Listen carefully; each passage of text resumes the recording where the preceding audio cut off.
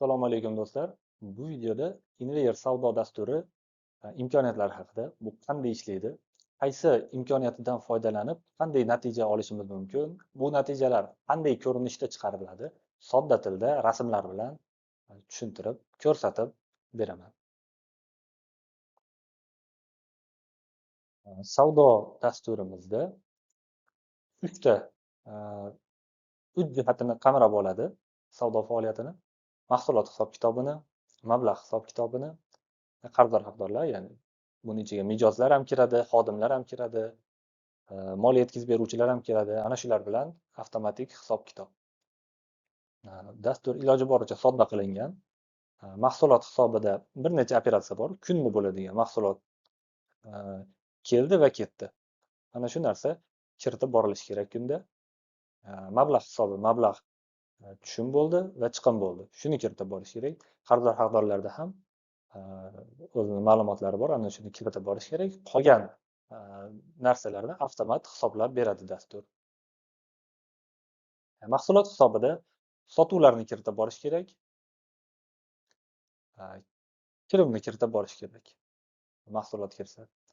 Endi bular deyarli chakana savdo magazinlarida kunda bo'ladigan ishlar, eng ko'p takrorlanadigan operatsiyalar, qaytib olish, qaytib berish bulardan ko'ra ozroq bo'ladigan operatsiyalar va ro'yxatdan o'chirish hammasidan ozroq bo'ladigan operatsiya.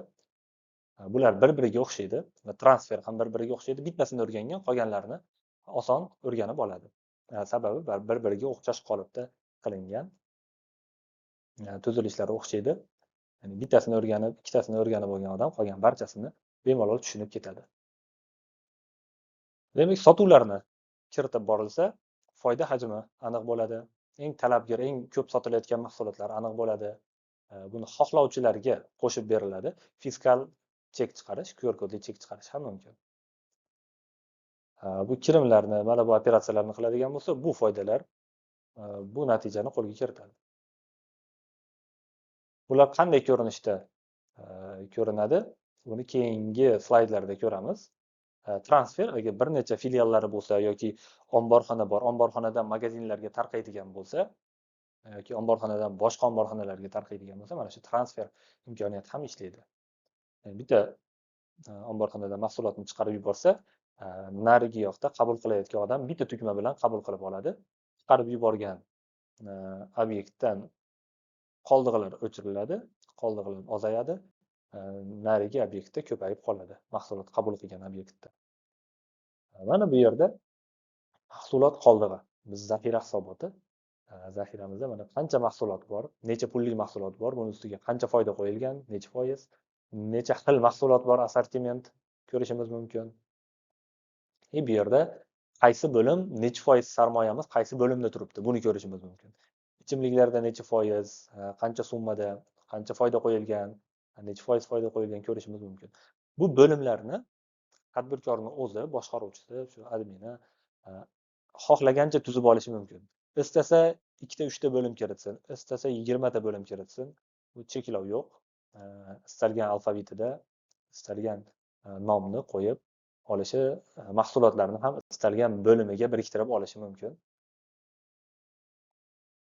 Bu asosiy hisobot. Bu yerda eng tadbirkor ko'rib turadigan eng asosiy ko'rsatkichlar mahsulot qoldig'i, tovar-oborot bo'yicha qancha mahsulot keldi, qancha ketdi, qancha qaytib berildi, qaytib olindi va hokazo raqamlarni avtomat chiqarib turadi. Bu avval aytgan mana mahsulotga aloqador ikkita operatsiya, mahsulot kirib qilishni, sotishni bilib olish kerak.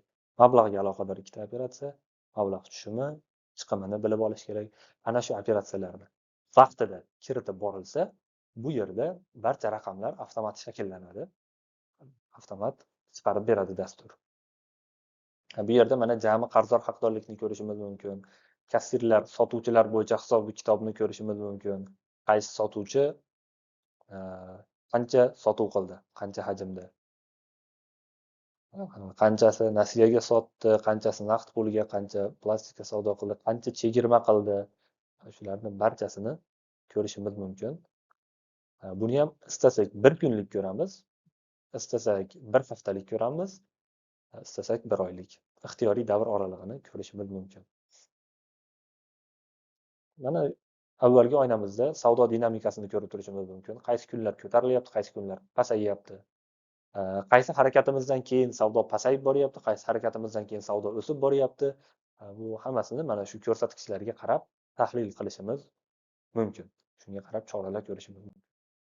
Bu yerda kunni jami statistika, istasak bir kunlik, istasak bir oylik ko'rsatib beradi. Kunni qaysi soatlarida qancha savdo bo'lyapti. Qaysidir soatlarida ozgina, qaysidir soatlarida eng cho'qqisiga chiqyapti. Savdo hajmi katta bo'lyapti.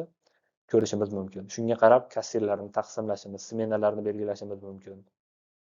Qaysi sotuvchilarni smenasida ko'proq savdo bo'lyapti. Shunga qarab biz tahlil qilishimiz, qarorlar qabul qilishimiz mumkin. Keyingi mavzu mablag' hisob-kitobi. Mablag'ni chiqim-tushumlarini kiritib borilsa, operatsiya, mana shu ikkita operatsiyani vaqtida kiritib borilsa, bunda ham chiqimlar nazorati bo'ladi, xarajatlarni avtomat hisob-kitobi bo'ladi, pul oqimi hisoboti bo'ladi. Bularni hozir rasmlarini ham ko'ramiz, analitikalarni. Qancha ostatka mablag' bor, hozir bo'sh mablag' bor, dasturda ko'rinib turadi. U bo'sh mablag'imiz bank hisob raqamidami, naqd pul ko'rinishidami, kassadami, seyfdami, bular hammasini belgilab qo'yishimiz mumkin. Bular oson, juda ham avtomatlashtirilgan. Keyin pastda nasiyaga xizmat, ya'ni umuman ko'rsatilgan xizmat. Biz qandaydir qo'shimcha xizmatlar ko'rsatishimiz mumkin yoki bizga xizmat ko'rsatishi mumkin, ya'ni biznesga. Bularni ham qarzdor haqdorlik hisob-kitobida hisobga olinadi. Bu narsa ham avtomat. Masalan, xodim bir oy ishladi, firmaga xizmat ko'rsatdi deb unga oylik yozishimiz mumkin. Xodim haqdor bo'ladi. Keyin unga maosh bersak, ana shu xodimni haqidan ozayadi, firmani qarzi to'lanadi.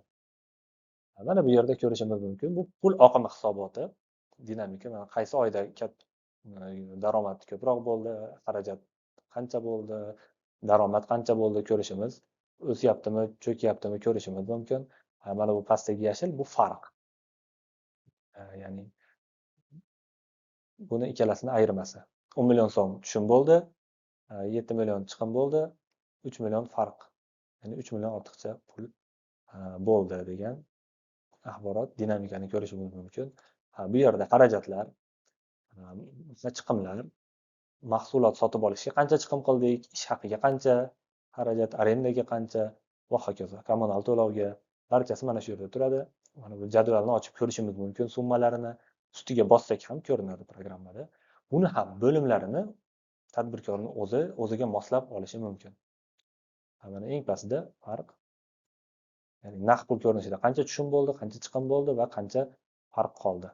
Mana bu minusdagi ana shu oy davomida tushumdan ko'ra chiqim ko'proq bo'lgan. Mana bank hisob raqamida. Shuning uchun minus chiqyapti. Mana shunday ko'rinishda bizga natijani chiqarib beradi. Qarzdor haqdorlar bilan hisob-kitob. Mijozlarni kiritib qo'yishimiz mumkin, mol yetkazib beruvchilarni kiritib qo'yishimiz mumkin. Bularga savdo vaqtida, chiqim-tushum vaqtida bularni tanlab qo'ysak, o'zi avtomat qarzdor haqdorligi yuritiladi. Avtomat bularni oldi-berdilar tarifi jurnali avtomat shakllanadi. Istalgan vaqtda kirib ko'rishimiz mumkin. Xodimlarni kiritib qo'yishimiz mumkin.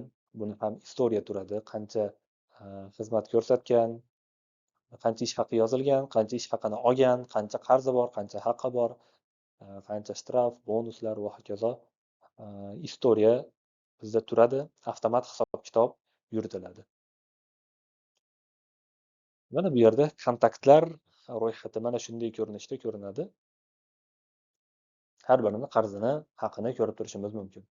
Va tepada mana mijozlar sahifasi ekan, bu yerda tovar yetkazib beruvchilar, xodimlar sahifasi bor. Xodimlar kirsa barcha xodimlar ro'yxati chiqadi. Ularning qaysi birini qancha qarzi haqqi bor chiqadi. Tovar beruvchilarning qancha qarzi haqqi bor chiqadi. Mana telefon raqamlari ro'yxati ko'rinib turadi. Mana shunday ko'rinishda bo'ladi. Bu esa doimiy mijozlarni hisoboti bizga qaysi mijozimiz bir oy davomida, ma'lum davr davomida qancha xarid qildi va bizga qancha foyda keltirdi. Eng ko'p foyda keltirganlar A toifalik mijozlar, eng ko'p savdo qilganlar, eng ko'p hajmida. Pastga tushgan sarimiz B va C toifadagilar bo'ladi. Mana shu xarid summasiga qarab qancha xarid qildi, qancha foyda keltirdi biz ko'rishimiz mumkin. Doimiy mijozlarimiz.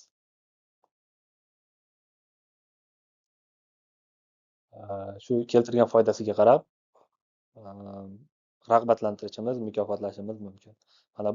Aynan mana shu rag'batlantirishga aloqador oyna bonus hisoboti. Diskont kartalar joriy qilish mumkin yoki telefon raqamlari bilan ruchnoy izlab topib bonuslar belgilasak ham bo'ladi. Bu yerda mana shu davr oralig'ida 47 ta mijozga 47 marta bonuslar berilibdi. Jami bonuslar summasi, o'rtacha bonus miqdori, necha foiz savdodan bonus olyapti, mana shuni hisobotini chiqarib beradi. Mana bu yerda esa bu hisobotda qancha bonus ishlatilyapti. Ya'ni siz bonus berishingiz mumkin, u bonus kuyib ketishi ham mumkin. Uni qanchadarini ishlatishi ham mumkin. Mana shu qancha odam ishlatayotganini mana shu oynadan ko'rishimiz mumkin. E'tiboringiz uchun rahmat. Keyingi videolarda yana bitta yoki ikkita video olaman. Programmada konkret necha qadam bilan sotuv amaliyotini kiritishimiz mumkin, necha qadam bilan kirim amaliyotini kiritishimiz mumkin, kirim qilishimiz mumkin. Shularni ko'rsatib beraman. Qay darajada sodda, tushunarli ekaniga o'zingiz guvoh bo'lishingiz mumkin. E'tiboringiz uchun rahmat. Salomat bo'ling.